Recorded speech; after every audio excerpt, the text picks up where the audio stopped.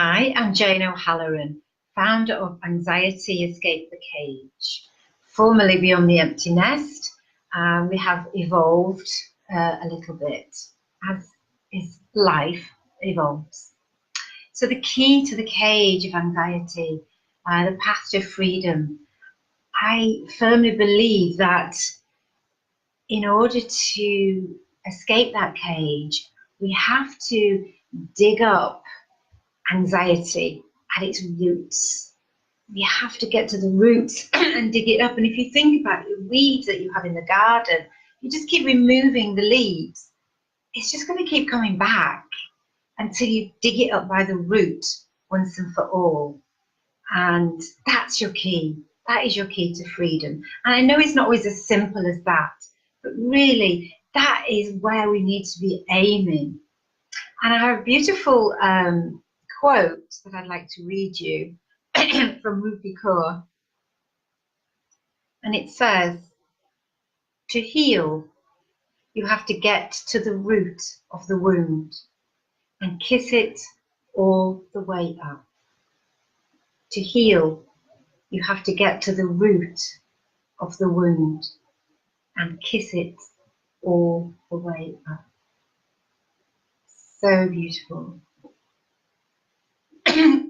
So often the root of our anxiety is faulty messages that we have taken on board, often as small children, a combination of faulty messages and also our understanding of things as a small child and the conclusions that we come to with regards to those messages that we received.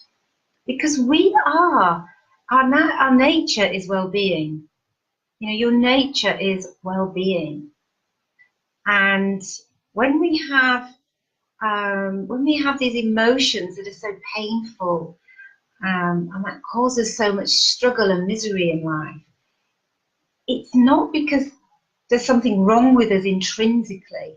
It's that patterning, those thoughts that we have, those messages that we've picked up, that we're still playing, we're still replaying those messages in the way that we think, in the way that we behave, in every aspect of our lives. We're replaying those faulty messages. And it's not always easy to untangle that.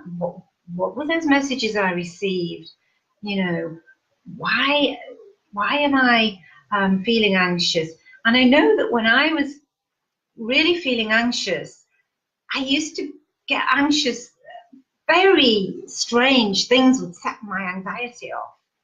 You know, things like preparing a meal or getting out of the shower or any small things that somebody said could set my anxiety off, and it seemed to make no sense at all.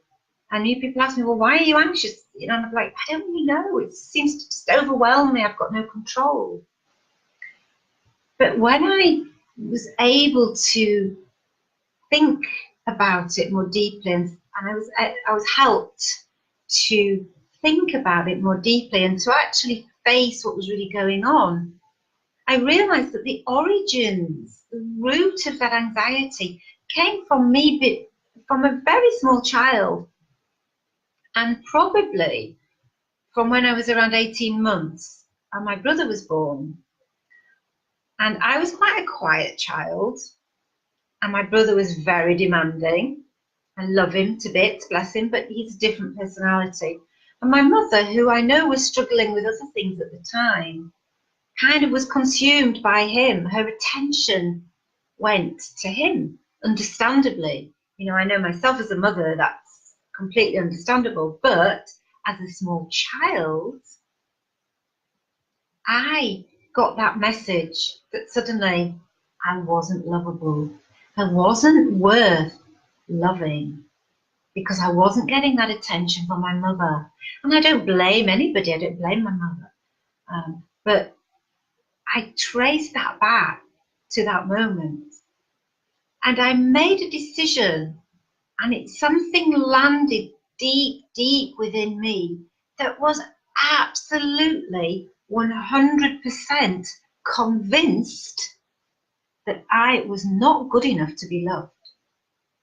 And my anxiety was about that being confirmed in a way, because it was almost like I was holding on to this guilty secret that, you know, on the outside I was kind of coping with life, but you know what, really underneath there was this horrible feeling that I am actually not good enough. I really am not. I know that people say that, you know, oh, you are, but I knew deep inside I wasn't good enough. And my fear was about that being exposed to the world. It really was. That people would find out this terrible truth. And it kind of sounds a bit crazy, really, when you bring it out into the light of day. But that's the point. When you bring it out into the light of day, you can look at it and go, actually, you know what? Does this make sense? But at the time, it was really, and I didn't realize that was going on. You know, I didn't realize, but looking back, I can see. And so those patterns of thinking and behavior and everything were deeply ingrained. So it takes time then. So you get to the root, but then it takes time to dig that out, to kind of educate yourself, to re-pattern yourself. I was talking to a friend of mine recently, and she was saying that she felt her anxiety was to do with the fact that her parents always rewarded achievement, and they always were rewarded for things that they had achieved and done well and for being good and all of that. And that she still, you know, even many, many years later, felt that unless she was to her standards, achieving and doing well and being good, then she wasn't really worth very much. And so for her, that was kind of the root of her anxiety. And it's really interesting, isn't it? And when you say these things out loud, there's a power behind that. And these patterns run deep.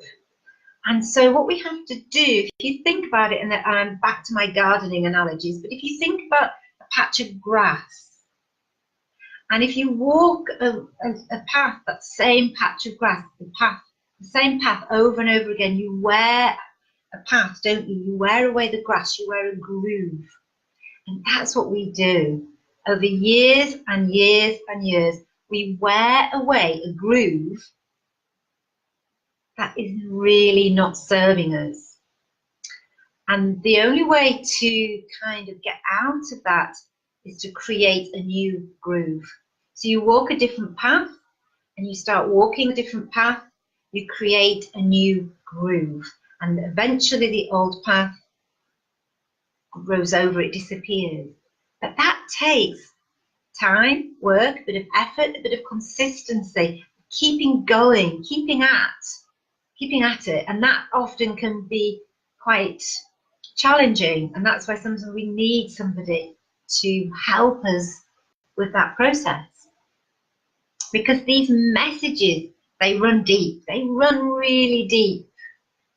And we have to get in quite deep to start to change those patterns. So I think that's quite fascinating, really, to look at it like that, and to look at yourself and think about your patterning and think about where that's coming from.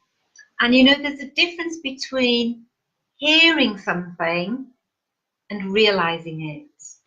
So you can hear these things and people can tell you these things, but unless that message goes really deep, it's not, you're not going to realize it, make it real, and it's not going to change.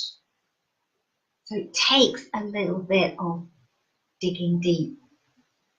And often, you know, for me, my mentors really were key in that role. To have a mentor, to have a teacher is really quite key in unraveling and creating those new patterns. Okay. So what I want to say is that, aren't you worth investing in? Investing your time, investing some focus, whatever it takes to create the change that you're looking for, to live freely and fully, and to be able to do the things that you really want to do, but that fear, that anxiety is holding you back, to be able to breathe easily and feel that joy within you. So I hope that some of what I've said has resonated with you. And if you feel prompted by any of what I've said, please do send me a message, because I'm happy to start that conversation with you as to, how to move you forward, how to reprogram you. Because you are well-being. You are good enough. You are amazing. Just because you're human, nothing else. But hearing it isn't enough. You have to realize it. So thank you so much for listening to this video. Please feel free to comment, to message me. I've been Jane O'Halloran, and I look forward to seeing you on the next video. Lots of love.